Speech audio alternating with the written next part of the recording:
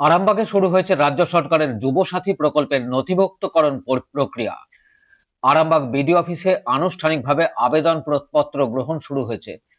প্রশাসনিক সূত্রে জানা গেছে, যুব সমাজকে ডিজিটাল পরিষেবার সঙ্গে যুক্ত করা এবং বিভিন্ন সরকারি সুযোগ সুবিধা সহজলভ্য করে তোলাই এই প্রকল্পের মূল লক্ষ্য। বহু তরুণ তরুণী প্রয়োজনীয় নথিপত্র নিয়ে উপস্থিত হন। প্রকল্পের আওতায় যোগ্য আবেদনকারীদের নাম নথিভুক্ত করা হবে এবং নির্দিষ্ট প্রক্রিয়ার মাধ্যমে পরবর্তী সুবিধা প্রদান করা হবে বলে প্রশাসনের তরফে জানানো হয়েছে।